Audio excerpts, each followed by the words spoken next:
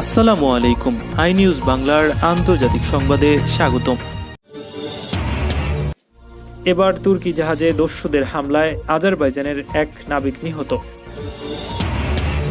দক্ষিণ চীন সাগরে মার্কিন নৌবহরের প্রবেশ। যুক্তরাষ্ট্র অভ্যন্তরীণ সন্ত্রাসবাদের ঝুঁকি মূল্যায়নের নির্দেশ জো বাইডেনের। ইসরায়েলে বিশ্বের প্রাচীন মসজিদ আবিষ্কার। বাইডেনের সঙ্গে চমৎকার সম্পর্কের আশা সৌদি আরবের। ইরানে চলতি মাসেই করোনার টিকা দেয়া শুরু। প্রেসিডেন্টের দায়িত্ব নেওয়ার পর জো বাইডেন এবং বরিসের প্রথম ফোন আলাপ। 13 দিন পর চীনের খনি থেকে 11 শ্রমিক উদ্ধার। এবং রিয়াদের ওপর হামলা ব্যর্থ করার দাবি করেছে সৌদি আরব। আপডেট আন্তর্জাতিক সংবাদ পেতে চ্যানেলটি সাবস্ক্রাইব করে বেল আইকনে ক্লিক করুন। আমাদের ভিডিওতে লাইক দিয়ে আপনার মতামত জানান। তুরস্কের একটি কার্গো জাহাজে গিনি উপকূলে জলদস্যুদের হামলায় আজারবাইজানের এক নাবিক নিহত হয়েছেন। এ সময় জাহাজ থেকে 15 জনকে অপহরণ করেছে জলদস্যুরা। এমভি মোরজাত নামে তুর্কি জাহাজটি লাগোস থেকে দক্ষিণ আফ্রিকার রাজধানী ক্যাপটাউনে যাচ্ছিল। পথে নাইজেরিয়ার জলদস্যুরা জাহাজে হামলা চালায়। শনিবার ভোরে দস্যুরাই হামলা চালায় তুর্কি জাহাজটির 19 জনের মধ্যে 15 জনকে অপহরণ করা হয়েছে। এ সময় জলদস্যুদের হামলায় আজারবাইজানের ইঞ্জিনিয়ার ফরমান ইসমাইল নিহত হন। নাইজেরিয়া এবং গিনি উপকূলে হারহামেশাই জলদস্যুদের এ ধরনের হামলা হয়ে থাকে। জলদস্যুরা জাহাজে হামলা চালিয়ে নাবিকদের অপহরণ করে এবং মুক্তিপণের বিনিময়ে তাদের ছেড়ে দেয়। তাইওয়ান নিয়ে ওয়াশিংটন এবং বেইজিংয়ের মধ্যকার উত্তেজনার মধ্যেই দক্ষিণ চীন সাগরে প্রবেশ করেছে একটি মার্কিন নৌবহর। ইউএসএস থিওডর রুজভেল্ট নামের রণতরীর নেতৃত্বে এই নৌবহরটি সাগরে প্রবেশ করেছে। রোববার মার্কিন সেনাবাহিনী এক বিবৃতিতে এই তথ্য নিশ্চিত করেছে। শনিবার চীনের 8টি বোমারু এবং 4টি ফাইটার জেট বিমান তাইওয়ানের দক্ষিণ পশ্চিমের বিমান প্রতিরক্ষা শনাক্তকরণ অঞ্চলে অনুপ্রবেশ করে। তাইওয়ানের প্রতিরক্ষা মন্ত্রণালয়ের এমন অভিযোগের পরেই অঞ্চলটির ওপর চাপ প্রয়োগ থামাতে বেইজিংয়ের প্রতি আহ্বান জানায় যুক্তরাষ্ট্র। মার্কিন পররাষ্ট্র মন্ত্রণালয়ের মুখপাত্র নেড প্রাইস এক বিবৃতিতে বলেছেন, আমরা বেইজিংকে তাইওয়ানের বিরুদ্ধে তার সামরিক এবং কূটনীতিক ও অর্থনৈতিক চাপ বন্ধের আহ্বান জানাই। চাপ প্রয়োগের বদলে বেইজিংকে তাইওয়ানের গণতান্ত্রিকভাবে নির্বাচিত প্রতিনিধিদের সঙ্গে অর্থবহ সংলাপে অংশ নেওয়ার আহ্বান জানাচ্ছি। এমন উত্তেজনাকর পরিস্থিতিতে দক্ষিণ চীন সাগরে মার্কিন নৌবহর প্রবেশ করল। মার্কিন সেনাবাহিনীর ইন্দো প্যাসিফিক কমান্ডের এক বিবৃতিতে বলা হয়েছে, শনিবার এই নৌবহর প্রবেশ করেছে। এই নৌবহর সাগরের স্বাধীনতার পক্ষে প্রচার চালাবে। বিরোধপূর্ণ দক্ষিণ চীন সাগরের বড় অংশের মালিকানা দাবি করে আসছে চীন, তবে যুক্তরাষ্ট্র প্রায়ই সেখানে নৌযান পাঠায়। চীন অভিযোগ করেছে, মার্কিন নৌবাহিনীর জাহাজ চীনের দখলকৃত দ্বীপের কাছাকাছি। এসব দ্বীপের আশপাশে রয়েছে ভিয়েতনাম, মালয়েশিয়া, ফিলিপাইন, ব্রুনেই এবং তাইওয়ান। সবগুলো দেশেই দক্ষিণ চীন সাগরের বিভিন্ন অংশের মালিকানা দাবি করে আসছে। মার্কিন রণতরী থিওডর রুজভেল্টের নেতৃত্বাধীন নৌবহরে রয়েছে Ticonderoga class guided missile cruiser USS Bunker Hill এবং Arleigh Burke class guided missile destroyer USS Russell, USS John Finn. যুক্তরাষ্ট্রের অভ্যন্তরীণ সন্ত্রাসবাদের ঝুঁকি আছে কিনা তা নিয়ে পূর্ণাঙ্গ মূল্যায়ন উপস্থাপনের জন্য নিজের প্রশাসনকে নির্দেশ দিয়েছেন প্রেসিডেন্ট জো বাইডেন। কংগ্রেস ভবন ক্যাপিটাল হিলে সম্প্রতি ট্রাম্প সমর্থকদের হামলার জেরে এমন সিদ্ধান্ত নেওয়া হয়েছে। হোয়াইট হাউসকে উদ্ধৃত করে ব্রিটিশ বার্তা সংস্থা রয়টার্স এ তথ্য জানিয়েছে। গত 6 জানুয়ারি ক্যাপিটাল হিলে নজিরবিহীন তাণ্ডব চালায় ডোনাল্ড ট্রাম্প সমর্থকরা। যুক্তরাষ্ট্রের আইন প্রণেতারা যখন নভেম্বরের নির্বাচনে জো বাইডেনের জয় আনুষ্ঠানিকভাবে অনুমোদন করার জন্য অধিবেশনে বসেছিলেন, বিদায়ী প্রেসিডেন্ট ট্রাম্পের শত শত সমর্থক তখন পার্লামেন্ট ভবন ইউএস ক্যাপিটালে ঢুকে পড়ে। পুলিশ এবং বিক্ষোভকারীদের মধ্যে তুমুল সংঘর্ষ হয়। এই ঘটনায় প্রাণ হারিয়েছে অন্তত 5 জন। শুক্রবার হোয়াইট হাউসের মুখপাত্র জেন সাকি বলেছেন, এফবিআই এবং হোমল্যান্ড সিকিউরিটি বিভাগের সঙ্গে সমন্বয়ের ভিত্তিতে ডিরেক্টর অব ন্যাশনাল ইন্টেলিজেন্স এর কার্যালয়ে মূল্যায়নের কাজ করবে। আমরা বাস্তব অবস্থার ওপর ভিত্তি করে বিশ্লেষণ চাই, যেনের মধ্যে দিয়ে আমরা আমাদের নীতিমালা নির্ধারণ করতে পারি, বলেন সাকি। তিনি আরও জানান, অভ্যন্তরীণ সহিংস উগ্রপন্থা ঠেকাতে জাতীয় নিরাপত্তা পরিষদের মধ্যে সক্ষমতা তৈরি করবে হোয়াইট হাউস। হুমকি সম্পর্কে ফেডারেল সরকার কিভাবে আরও ভালো উপায়ে তথ্য আদান প্রদানের কাজ করবে সে সংক্রান্ত একটি পর্যালোচনামূলক নীতিমালা তৈরি করবে। গালিল সাগরের তীরে বিশ্বের প্রাচীনতম একটি মসজিদের সন্ধান পেয়েছে ইসরায়েলি প্রত্নতাত্ত্বিকরা। বাইজেন্টাইন যুগের একটি ভবনের সঙ্গে প্রাচীন এই মসজিদের অংশবিশেষ পাওয়া যায় বলে আরব নিউজের খবরে বলা হয়েছে। 7ম শতাব্দীতে সিরিয়ার অঞ্চলগুলো জয় করেছে এমন কোনো সাহাবি 635 সালে মসজিদটি নির্মাণ করেছিলেন বলে ধারণা করা হচ্ছে। গত সপ্তাহে উত্তর একটি একাডেমিক সম্মেলনে মসজিদ আবিষ্কারের ঘোষণা দেয় ইসরায়েলি প্রত্নতাত্ত্বিকদের একটি দল। উত্তর ইসরায়েলি শহর টিবেরিয়াসের উপকণ্ঠে মসজিদটির খোঁজ পান তারা। জেরুজালেমের হিব্রু বিশ্ববিদ্যালয়ের কাতিয়া সিট্রিন সিলভারম্যানের নেতৃত্বে একটি দল 11 বছর ধরে এই জায়গাটিতে অনুসন্ধান চালিয়েছে। 1950 সালে জায়গাটিতে প্রথম একটি পিলার আবিষ্কার করা হয়েছিল, যেটিকে বাইজেন্টাইন আমলের একটি বাজার হিসেবে চিহ্নিত করা হয়।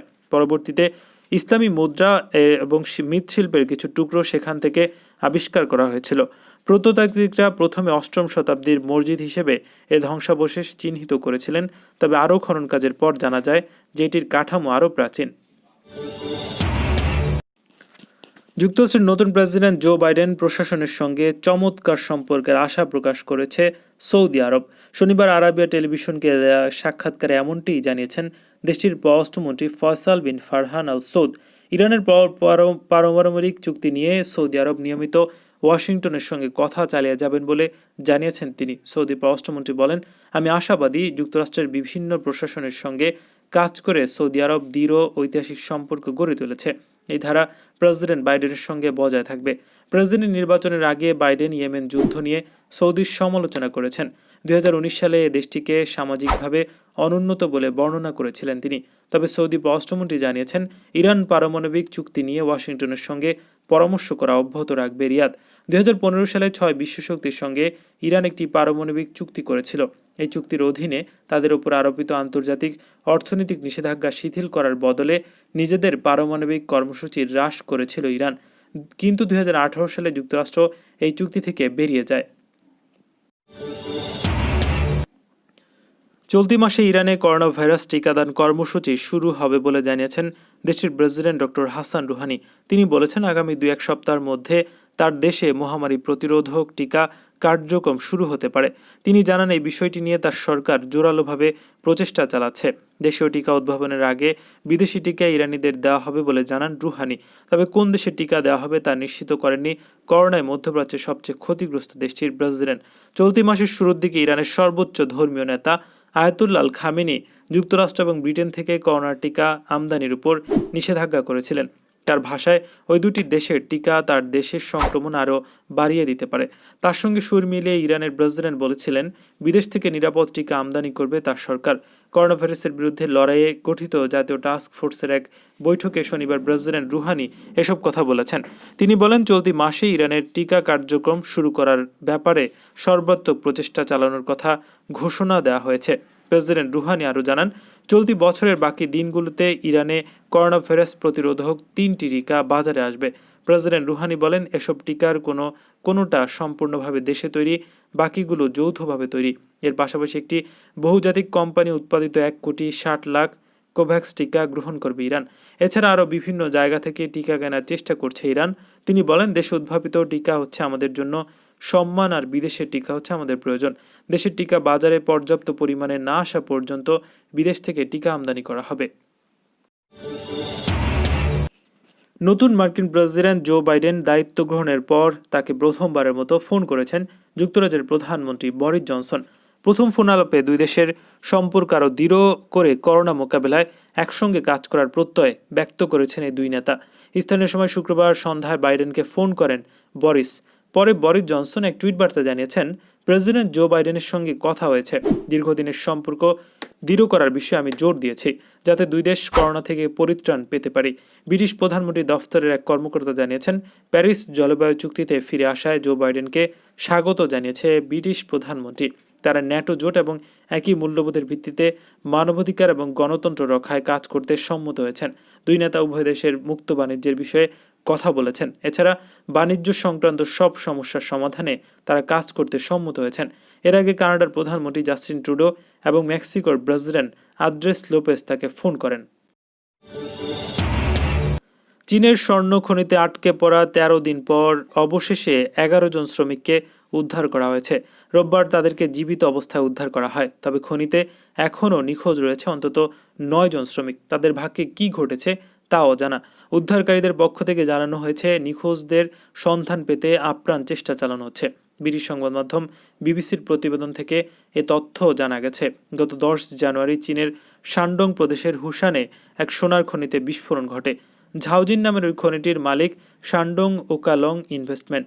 এটি চীনের 4র্থ বৃহত্তম সোনার খনি। বিস্ফোরণের ফলে পাতালেই আটকে পড়েন খনিতে কাজ করা 22 শ্রমিক। এরই মধ্যে একজনের মৃত্যু হয়েছে। দুর্ঘটনার পর থেকে আটকে পড়া শ্রমিকদের সঙ্গে যোগাযোগ করা যাচ্ছিল না। পরবর্তীতে উদ্ধারকারী দল একটি সরু সুড়ঙ্গ শ্রমিকদের কাছে ঔষধ এবং খাবার সরবরাহ করেছিলেন। রোববার সকালে প্রথম শ্রমিককে জীবিত অবস্থায় উদ্ধার করা হয়। ফুটেজে দেখা গেছে, উদ্ধার করা ওই শ্রমিকের চোখ কালো কাপড়ে ঢেকে রাখা হয়েছে। আলো পড়ার কারণে চোখ যেন নষ্ট না হয় তা নিশ্চিত করতে ব্যবস্থা নেওয়া হয়। ওই শ্রমিক শারীরিকভাবে খুব দুর্বল হয়ে পড়েছিলেন। তাকে দ্রুত হাসপাতালে নিয়ে যাওয়া হয়। প্রথম শ্রমিক উদ্ধার হওয়ার 1 ঘন্টা পর খনির বিভিন্ন অংশ থেকে আরও 10 জনকে উদ্ধার করা হয়। এদের মধ্যে একজন আহত ছিলেন। বাকিদেরকে উদ্ধারকারীদের সহায়তা নিয়ে হাঁটতে দেখা গেছে। সবাইকে অ্যাম্বুলেন্সে তুলে হাসপাতালে নিয়ে যাওয়া হয়।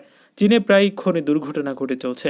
সরকারি বিধিনিষেধ অগ্রাহ্য করে খনির কাজকর্ম পরিচালিত হওয়ার ফলে প্রতি বছরই বহু শ্রমিক বিভিন্ন দুর্ঘটনায় প্রাণ হারাচ্ছেন।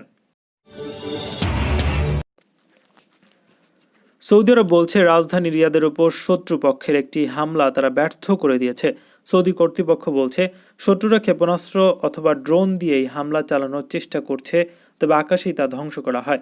ইয়েমেনের আগ্রাসনকারী সৌদি নেতৃত্বাধীন কথিত আরব জোট বলেছে, রিয়াদের দিকে ছুটে যাওয়া একটি বস্তু তারা ধ্বংস করে, তবে এটি ক্ষেপণাস্ত্র ছিল নাকি ড্রোন দিয়ে এই হামলা চালানো হচ্ছিল তা পরিষ্কার করতে পারেননি তারা। এই হামলার কারণে রিয়াদের কিং খালেদ আন্তর্জাতিক বিমানবন্দরে বেশ কয়েকটি ফ্লাইটের ওঠানামাতে দেরি হয়েছে। হামলার জন্য সৌদি আরব ইয়েমেনের হাউসিদের দিকে আঙুল তুলেছে। এদিকে ইয়েমেনে হাউসি আনসারুল্লাহ জানিয়েছে, তারা এ ধরনের হামলার সাথে জড়িত নয়। ইয়েমেনের সামরিক বাহিনীর মুখপাত্র ব্রিগেডিয়ার জেনারেল ইয়াহিয়া সারি বলেছেন, তারা গত 24 ঘন্টায় আগ্রাসী কোনো দেশের বিরুদ্ধে হামলা চালায়নি। তিনি বলেন, শত্রুদের বিরুদ্ধে হামলা চালানোর স্বাভাবিক এবং বৈধ অধিকার তাদের রয়েছে। যে কোনো ধরনের অভিযানের কথা তারা প্রকাশ্যে ঘোষণা করেন। আপডেট আন্তর্জাতিক সংবাদ পেতে চ্যানেলটি সাবস্ক্রাইব করে বেল আইকনে ক্লিক করুন। আমাদের ভিডিওতে লাইক দিয়ে আপনার মতামত জানান।